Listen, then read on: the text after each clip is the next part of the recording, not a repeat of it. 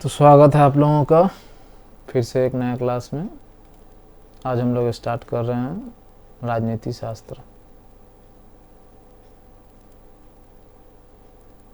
Polity start करेंगे और polity बिल्कुल शुरू से पढ़ रहे हैं। कंपनी के शासन हेतु पारित अधिनियम, यही फर्स्ट चैप्टर है।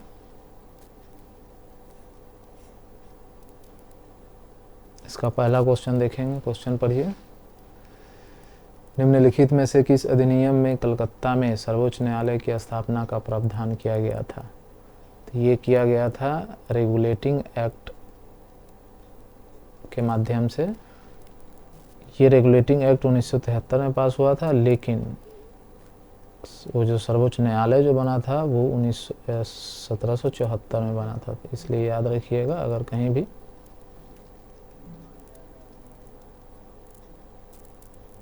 थोड़ा सा सॉफ्टवेयर बग हो रहा है, थोड़ा सा वेट कीजिएगा।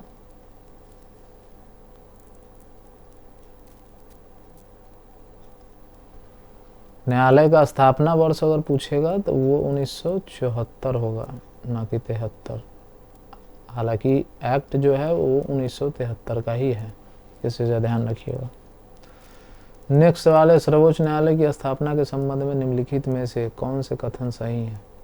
कलकत्ता में सर्वोच्च न्यायालय की स्थापना 1773 के रेगुलेटिंग एक्ट द्वारा की गई, बिल्कुल सही है ये। लेमेस्टर इस न्यायालय के प्रमुख न्यायाधीश थे, नहीं, ये सही नहीं है। एलिजा इम्पे जो हैं वो इस न्यायालय के प्रथम मुख्य न्यायाधीश थे, इसलिए केवल 1 सही होगा इसका।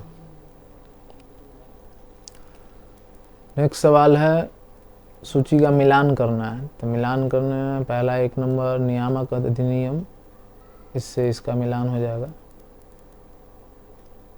सर्वोच्च न्यायालय, तो बी का 1 किस में है? बी का 1 बी में है। तो एक ही से आंसर मिल गया, बट हम लोग पूरा मिलाएंगे। पिट्स का भारतीय अधिनियम जो है वो नियंत्रण परिषद की स्थापना, इससे मैच करेगा। चार्टर अधिनियम 1813 इंग्लिश मिशनरियों को भारत में कार्य करने की अनुमति, ये इससे मैच करेगा। और गवर्नर जनरल के परिषद में कानूनी सदस्य की नियुक्ति, ये इससे मैच करेगा। आंसर आपका बी ही होगा। फिर भी नेक्स्ट देखते हैं, निम्नलिखित में से किनसे भारत में अंग्रेजी शिक्षा की नींव पड़ी? 1 नंबर 1813 का charter act, 2 number general committee of public instruction 1823, प्राच्यविद एवं मांगल्यविद विवाद, ये तीनों ही कंट्रीब्यूट किया था अंग्रेजी शिक्षा की नींव पढ़ने में, तो इसलिए डी आंसर होगा। नेक्स्ट देखेंगे, किस अधिनियम के द्वारा ब्रिटिश संसद ने चाय और चीन के साथ व्यापार को छोड़कर ईस्ट इंडिया कंपनी के भारत के साथ व्यापारिक एकाधिकार को समाप्त कर दिया? ये जो मोनोपोली था वो मोनोपोली 1813 में समाप्त कर दिया था। एक्सेप्शनली चीन के साथ जो ट्रेड हो रहा था उसको, और टी का ट्रेड जो हो रहा था, चाय पत्ती का व्यापार था, उसको छोड़ के बाकी सब में मोनोपोली खत्म हो गया था। नेक्स्ट देखेंगे, चार्टर एक्ट 1813 के संबंध में निम्नलिखित कथनों पर विचार कीजिए। इसने भारत में ईस्ट इंडिया कंपनी के व्यापारिक एकाधिपत्य को, चाय का व्यापार तथा चीन के साथ व्यापार को छोड़कर समाप्त कर दिया, बिल्कुल सही है। इसने कंपनी द्वारा अधिकार में लिए गए भारतीय राज्य क्षेत्रों पर ब्रिटिश राज की संप्रभुता को सिद्ध कर दिया, बिल्कुल सही है। भारत का राजस्व अब ब्रिटिश संसद के नियंत्रण में आ गया, नहीं, ये नहीं आया था। ये आया था 1858 के वाला जो एक्ट था उसमें। तो 1 और 2 ये सही होगा। किस अधिनियम में भारतवासियों को अपने देश में के प्रशासन में कुछ हिस्सा लेना संभव बनाया था? ये अधिनियम था चार्टर एक्ट 1833, ब्रिटिश ताज के शासन अधीन पारित अधिनियम। नेक्स्ट इसमें देखेंगे सवाल, निम्नलिखित में से किस अधिनियम के अंतर्गत भारतीय विधान परिषद को बजट पर बहस करने की शक्ति प्राप्त हुई? ये 1892 का जो भारतीय परिषद अधिनियम था, इसके तहत बजट पर बहस करने की शक्ति प्राप्त हुई थी। अगला सवाल देखेंगे, ब्रिटिश भारत में सांप्रदायिक प्रतिनिधित्व की व्यवस्था निम्नलिखित में से किस अधिनियम द्वारा की गई थी? ब्रिटिश भारत में सांप्रदायिक प्रतिनिधित्व का मतलब कि अलग अलग संप्रदाय का अलग अलग रिप्रेजेंटेटिव, ये मार्ले मिंटो सुधार 1909 में किया गया था। नेक्स्ट, निम्नलिखित में से किस एक अधिनियम द्वारा भारत में संघीय न्यायालय की स्थापना की गई थी? संघीय न्यायालय जो है ये 1935 के अधिनियम में किया गया था और संघीय न्यायालय की स्थापना हुआ था 1937 में, जो कि इसमें से कोई नहीं है, इसलिए उपयुक्त में से कोई नहीं आपका आंसर होगा। भारत का संघीय न्यायालय निम्नलिखित में से किस वर्ष में स्थापित किया गया था? आंसर होगा बी 1937 में। संघीय न्यायालय जो कि आज का सुप्रीम कोर्ट है।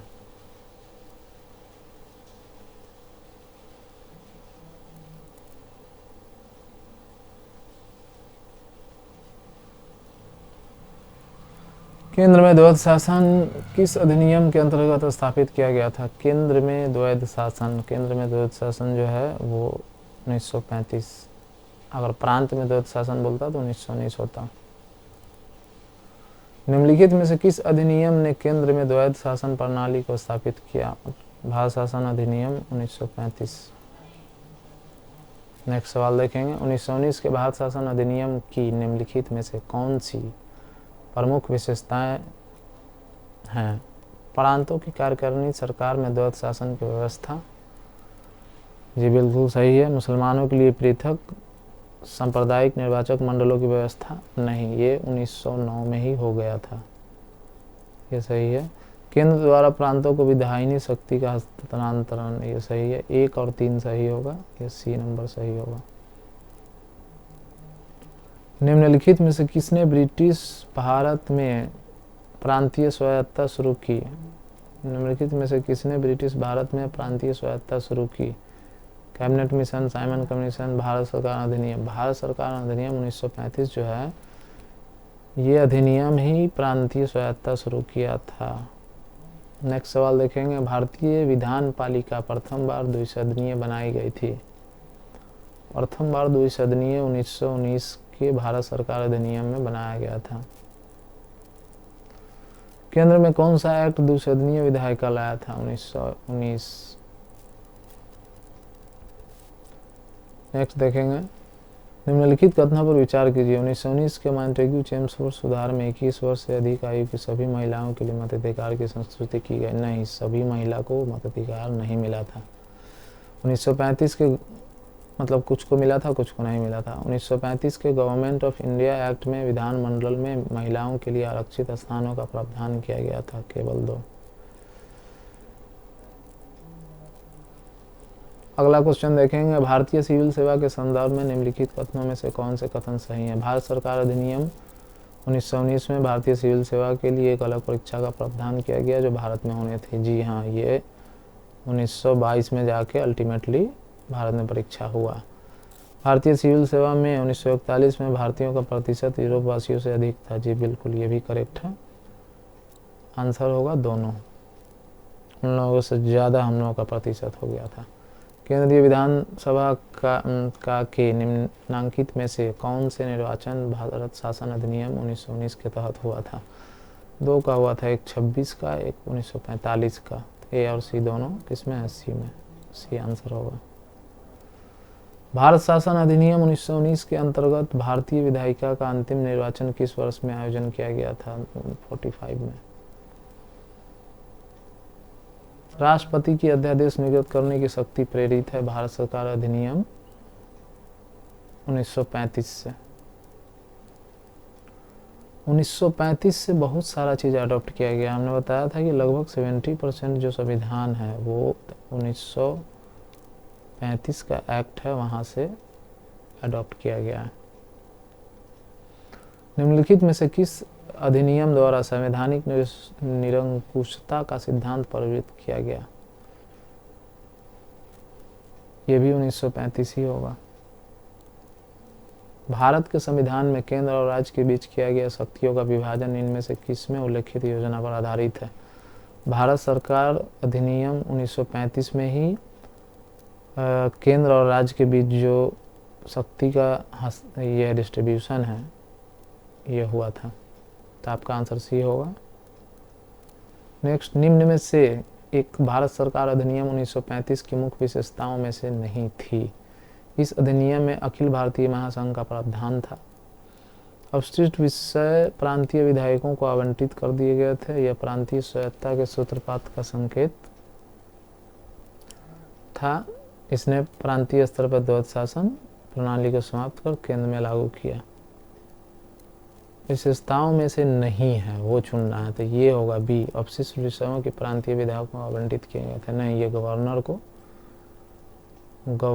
को आवंटित किया गया था। नेक्स्ट सवाल खत्म हो गया है। तो यह जो भी अभी आपने पढ़ा है इसका पीएनजी क्लास पीएनजी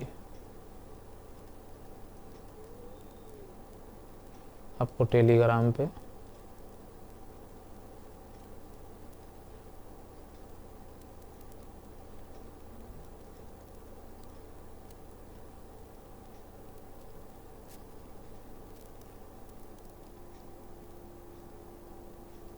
अपलोड हो जाएगा। और इसका टेलीग्राम आप जिस चैनल पर इस वीडियो को देख रहे होंगे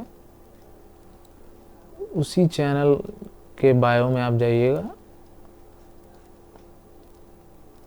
वहाँ आपको ये टेलीग्राम का लिंक मिलेगा, वहाँ से आप इसको ज्वाइन कर लीजिएगा। इसमें आपको पीएनजी भी मिलेगा और पीपीटी का, जो कि कोई टीचर देता नहीं है, इसका हम रॉ फाइल आपको पीडीएफ में देंगे प्रैक्टिस के लिए।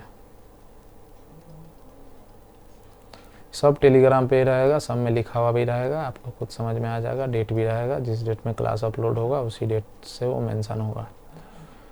बाकी वीडियो को यहीं समाप्त करते हैं। वीडियो में आप कंटिन्यू बने रहिए। रोज़ 25 क्वेश्चन आपका पॉलिटी का, 25 क्वेश्चन हिस्ट्री का, इसका आपको वीडियो देखना है और प्रैक्टिस करना है। वीडियो में टाइम आपको सॉल्व करने के लिए इसलिए नहीं देते हैं कि आप वीडियो से लेंदी होगा, आपका भी मतलब टाइम ख़राब होगा, और ज़्यादा बेहतर होगा कि आप एक बार वीडियो देख के और जब खुद से जिस समय प्रैक्टिस कीजिएगा उस समय आपको जितना मंथन करना है, जितना एनालिसिस करना है कीजिए।